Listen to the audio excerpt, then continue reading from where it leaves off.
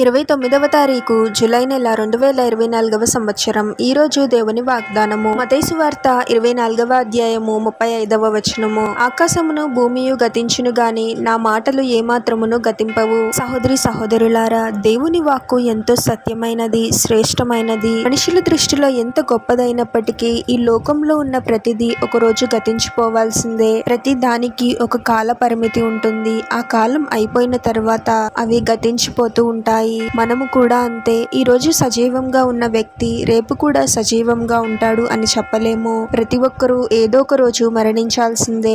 ప్రతిదీ తాత్కాలికమే. కానీ ప్రభు పలికిన మాటలు శాశ్వతమైనవి. ప్రభు పలికిన ప్రతి మాట తగిన సమయంలో తప్పకుండా నెరవేరుతుంది. ప్రభువు మీ జీవితాలలో మీకేదైనా వాగ్దానం చేశాడేమో, మీకున్న పరిస్థితి ప్రభు చేసిన వాగ్దానానికి వ్యతిరేకంగా ఉందేమో. భయపడవద్దు, బాధపడవద్దు. విశ్వాసంతో వాగ్దానమును బట్టి ప్రార్థించండి. తగిన సమయంలో ప్రభు చేసిన వాగ్దానము తప్పకుండా నెరవేరుస్తాడు. ఆనాడు యేసు ప్రభు పలికిన మాట 3వ రోజు లేస్తాను అని.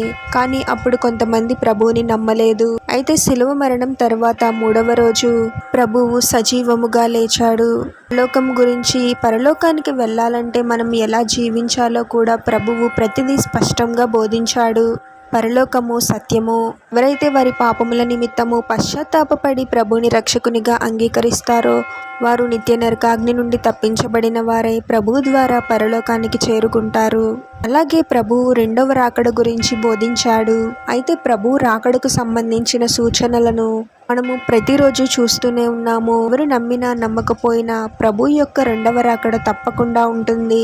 ప్రభువుని విశ్వసించిన వారముగా మనము ప్రభు యొక్క రెండవ రాకడకు సిద్ధపడాలి. ఇంకా మనలో ప్రభువునకు నచ్చని కార్యాలు ఏమైనా ఉన్నాయా, ప్రభు వాక్య ప్రకారము నేను జీవిస్తున్నానా లేదా అనే విషయాలను మనం పరిశీలించుకోవాలి. ప్రతిదినము ప్రభువునకు విశ్వాసంతో ప్రార్థిస్తూ విశ్వాసంలో బలపడాలి. ప్రతి విషయంలోనూ ప్రభువునకు లోబడి జీవించాలి. ప్రార్థన. పరిశుద్ధుడవగు యేసుక్రీస్తు ప్రభువా, మీ పరిశుద్ధమైన పాదాలకు వేలాది వందనాలు, స్తుతులు, స్తోత్రాలు చెల్లించుకుంటున్నాము తండ్రి. మరొక నూతన దినంలోనికి మమ్మల్ని క్షేమంగా ప్రవేశింపచేసిన దేవా, మీకే స్తోత్రం ప్రభువా. సత్యమైన దేవుడవు ప్రభువా, మీరు సత్యము, మీ వాక్కు సత్యము అనే విషయాన్ని గ్రహించగలిగే జ్ఞానాన్ని మాకు దయచేయండి తండ్రి. తాత్కాలికమైన వాటి మీద మా దృష్టి నిలిపే వారముగా కాకుండా శాశ్వతమైన వాటి మీద మా దృష్టి ఉంచేలాగున మమ్మల్ని దీవించండి ప్రభువా. రెండవ రాకడకు మమ్మల్ని సిద్ధపరచండి తండ్రి. మా ఆలోచనలను, మాటలను, క్రియలను మీరే సరిచేయండి ప్రభువా. మీ వాక్య ప్రకారము ఉండేలాగున మమ్మల్ని దీవించండి తండ్రి.